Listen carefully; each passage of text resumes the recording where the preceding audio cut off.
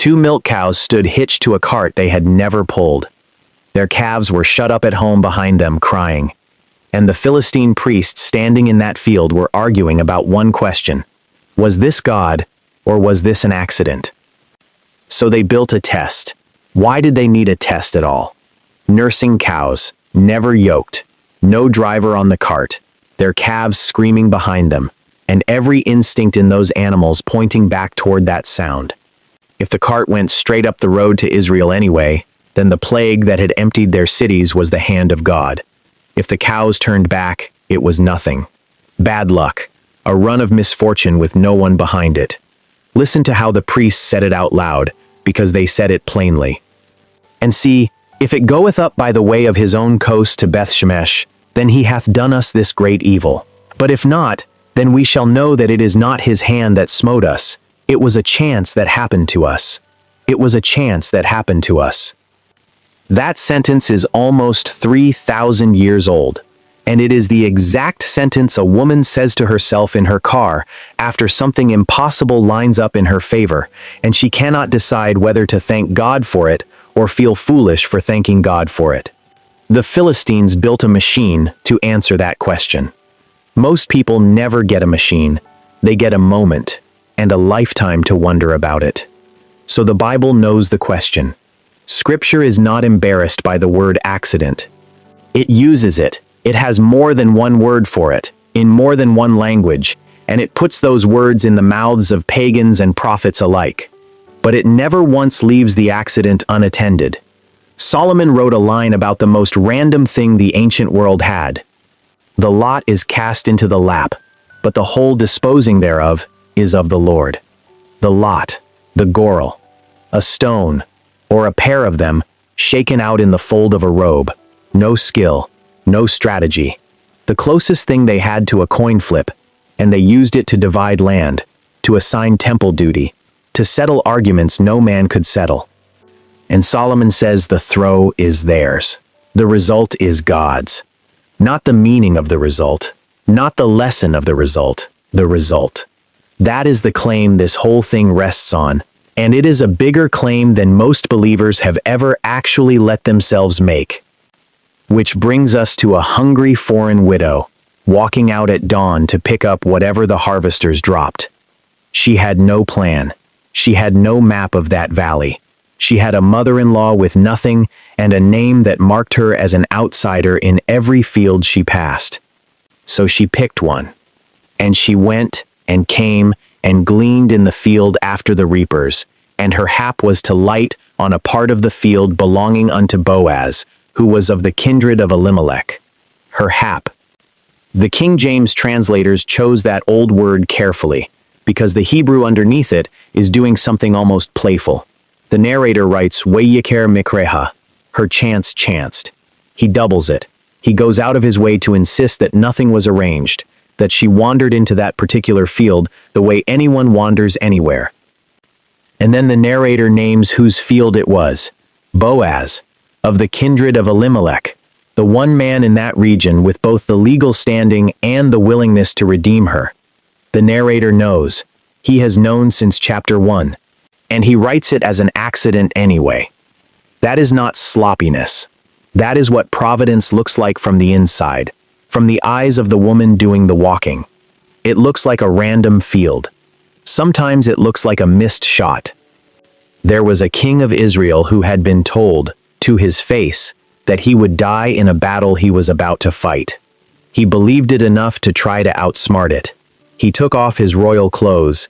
He went into the fight dressed as a common soldier, so that no arrow would come looking for him. And an arrow came anyway. And a certain man drew a bow at a venture, and smote the king of Israel between the joints of the harness. At a venture. The Hebrew word is letumo. In his innocence, in his simplicity, the man was not aiming. He did not know there was a king out there, much less a king in disguise. He pulled a bow toward a crowd of men, the way any tired soldier does at the end of a long day, and let go. And that arrow found the one gap in the armor of the one man in that entire valley who had been warned. Somebody was aiming. It was not the archer. Sometimes it looks like a bad night's sleep. A Persian king could not settle. The gallows for a Jewish man named Mordecai were already standing in a courtyard across town, built the day before, 75 feet high. And the king lay awake. On that night could not the king sleep, and he commanded to bring the book of records of the Chronicles, and they were read before the king. He asked for the driest thing in the palace, old government records, read aloud, to bore himself back to sleep. And the reader landed on the page where Mordecai had once saved the king's life and never been repaid. Insomnia, a clerk's voice in the dark, a page out of hundreds. That is the machinery of the book of Esther, and the strangest part of it is that God is never named. Not once, in 10 chapters. No burning bush, no prophet, no voice from heaven. Just a beauty contest, a bad temper, a table set for wine, and a king who could not sleep. Which is exactly why that book is in the Bible. Somebody had to write down what it feels like when heaven works with its face covered. Mordecai himself only ever put it as a question. And who knoweth whether thou art come to the kingdom for such a time as this? Who knows? He would not even claim it. He offered it to Esther as a possibility she might act on, not a certainty she could stand on. Sometimes it comes early. An old servant was sent hundreds of miles to find a wife for his master's son, with no name, no address, and no way to know if he was in the right town. So he stood at a well and prayed for a sign, and he made it specific. And it came to pass, before he had done speaking, that behold, Rebekah came out. Before he had done speaking, she was already walking. She had left her house before he finished the sentence, carrying her water pitcher. On the ordinary errand she ran every evening of her life. The answer was not sent when he prayed. The answer was in motion while he prayed. And sometimes it looks like losing something. A young man went out to find his father's runaway donkeys, 3 days walking the hill roads, and nothing. He was ready to quit and go home. Somebody suggested there was a seer in the next town who might know where they had gotten to. He went to ask about donkeys. He came home anointed king of Israel. And one verse before he arrives, Scripture tells the reader something Saul did not know. Now the Lord had told Samuel in his ear, a day before Saul came, saying, Tomorrow about this time I will send thee a man out of the land of Benjamin, and thou shalt anoint him to be captain over my people Israel. A day before. From where Saul was standing, it was a wasted week and a lucky guess. From the other side, it was an appointment. And the text is generous enough to show us the calendar. There is a woman outside Sulphur Springs, Texas, who has been setting an extra plate on Thursdays for 31 years. Her mother's habit. A place stays ready in case the Lord sends somebody.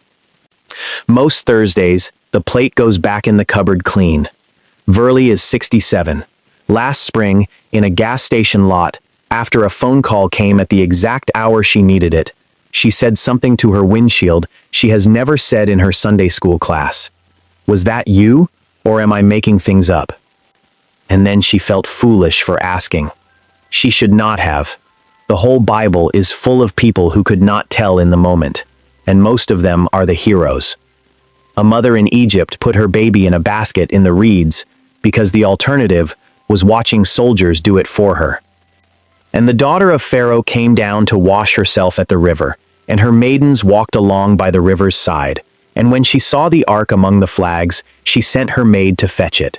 Of every stretch of that river, of every hour of that day, the child condemned by the palace was raised inside the palace, at the palace's expense, by the daughter of the man who signed the order, and his own mother was hired to nurse him and paid wages for it. The most expensive coincidence in the history of Egypt. A ship full of pagan sailors, caught in a storm they had never seen the like of, did what men did then. They drew lots. So they cast lots, and the lot fell upon Jonah. The stone found the one man on that boat who was running from God. Solomon's proverb, playing out on a deck in the middle of the sea, in the hands of men who had never heard it. And then, once he was overboard, one more line. Now the Lord had prepared a great fish to swallow up Jonah. Prepared, the fish was not passing through. The fish was stationed. 20 years is a long time to hold a grudge, and Joseph had earned one. Sold by his brothers, bought as property, lied about by a woman who wanted him punished, forgotten in a prison by a man who promised to remember him. Every single link in that chain was somebody's free choice to do him harm, and every one of them was necessary to put him in the room where he could keep his family alive. He said it in one sentence, standing in front of the men who did it. But as for you, ye thought evil against me, but God meant it unto good, to bring to pass, as it is this day, to save much people alive. Meant it. The Hebrew word is chashab, to reckon, to account, to weave a thing together on purpose. They wove one thing. God was weaving another out of the same threads, at the same time, in the same events, not fixing it afterward, weaving it. And notice when Joseph is finally able to say that, not in the pit, not in the prison, 20 years downstream, with the whole pattern behind him where he could see it. Providence often opens with an instruction that makes no sense. A preacher was in the middle of a revival, whole city responding, and he was told to leave it. Arise, and go toward the south, unto the way that goeth down from Jerusalem unto Gaza, which is desert. Which is desert. The text says it like a warning label. Leave the crowd, go stand on the empty road. So he went, and there was a chariot on that empty road, and in it a foreign official, reading Isaiah out loud, because that is how people read then, and reading it at the one chapter in the book, that is about a man led as a lamb to the slaughter. Then the Spirit said unto Philip, Go near, and join thyself to this chariot. A scroll that expensive, a road that empty, a passage that specific, and a man standing close enough to hear it, because he had already obeyed an instruction that looked like a mistake. None of this is only for kings and prophets. Jesus said it with the cheapest thing at the market. Are not 2 sparrows sold for a farthing, and one of them shall not fall on the ground without your Father? 2 birds, 1 coin, and the smallest one. A thing so worthless nobody in that crowd had ever thought about it for a full second. And not one of them hits the ground outside the knowledge of God. If the sparrow is inside the government of heaven, then so is the phone call. So is the traffic. So is the woman ahead of you in line who said the one thing you needed to hear and will never know she said it. Now the hard part, and it would be dishonest to skip it, so we are not going to. The Bible admits the accident. Solomon again, older, and much less comfortable. I returned, and saw under the sun, that the race is not to the swift, nor the battle to the strong, neither yet bread to the wise, nor yet riches to men of understanding, nor yet favor to men of skill, but time and chance happeneth to them all. Time and chance. The Hebrew word there is pegah, an occurrence, a thing that simply befalls a person. The fastest man loses. The wisest man goes hungry. And Scripture does not rush in to explain it. So which is it? Is the lot governed, or does chance happen to us all? Both, and that is not a contradiction. It is the whole point. Chance is the word for how it looks from where we stand. It describes our view, not God's control. Solomon is not saying the universe is unattended. He is saying we are not the ones attending it, and it cannot be read from the ground. Every person, in every story we just walked through, would have agreed with him at the time. Ruth thought it was a random field. Saul thought he had wasted a week. Joseph in that prison had no theology of it at all. Not one of them could tell in the moment. That is not a failure of their faith. That is what providence is. Which leaves one honest question. If nobody can tell in the moment, is there anything at all a person can do with it? Yes. And Jesus put the answer in a story about a man who got it wrong. A traveler was beaten and left in a ditch on the Jericho road, and then this. And by chance there came down a certain priest that way, and when he saw him, he passed by on the other side. By chance. The Greek word is synkyria, and this is the only time that word appears anywhere in the New Testament. One occurrence in the entire book. Jesus reaches for a word nobody uses, sets it in a story about a man walking into the appointment of his life, and has him walk past it. The priest was not evil. He was busy. He had duties and a schedule and 100 defensible reasons. He looked and he kept walking, and he almost certainly never thought about that morning again. A providential encounter can be missed. It can be missed by a religious man, on his way to religious work, who saw the whole thing clearly. That is the thing you can actually tell. Not whether it was God, whether you stopped. And that changes what the question is for, does it not? You have probably spent more hours than you would admit, trying to decide whether something was a sign, whether the timing meant what you hoped, whether you were allowed to call it God without being one of those people who calls everything God. That verdict was never yours to hand down. It is not the assignment.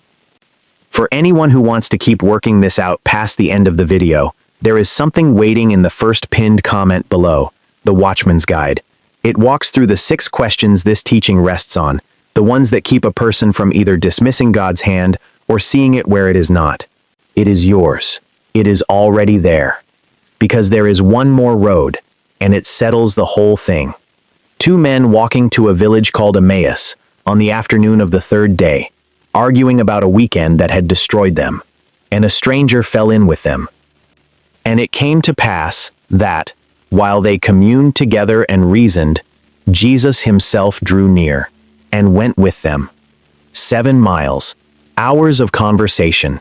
He opened the scriptures to them, from Moses forward, and their hearts burned while he did it, and they still did not know. But their eyes were holden that they should not know him. Holden, held. The Greek verb ekratonto is a passive. Something was holding their eyes, and it was not their own dullness. They were not permitted to recognize him yet. Sit with that a moment. In the one story in all of Scripture where God is physically, bodily, undeniably walking beside 2 people, they could not tell. So when did they know? They begged him to stay for supper, the way anybody's mother taught them to. They sat down. He picked up the bread, and their eyes were opened, and they knew him, and he vanished out of their sight. At the table, over broken bread, after the road was already behind them. That is the pattern, and it has been the pattern in every single account we have walked through tonight. Nobody recognizes Providence while they are inside it. They recognize it at the table, afterward, looking back at the road. And there is a line David wrote that suddenly reads differently. Thou preparest a table before me, in the presence of mine enemies. Thou anointest my head with oil, my cup runneth over. Preparest. The table was not there by accident either. Somebody set it before he arrived. So, coincidence or God? Scripture answers it in 3 pieces, and a person can carry all 3 out the door. The lot is governed. Not one throw of it falls outside the hand of God, and neither does the sparrow, nor the arrow, nor the sleepless king. The reading comes later. Ruth called it a random field. Joseph needed 20 years. The men on the Emmaus road needed supper. If you cannot tell yet, you are not faithless, you are early. And the part that is yours today is not the verdict. It is the ditch. It is the stranger. It is whether you stop. Verlie still sets that extra plate on Thursdays. She has stopped asking the windshield whether the phone call was God. She has started asking a smaller question, and a harder one, whether anybody is going to sit down. The road does not tell you who is walking with you. The table does.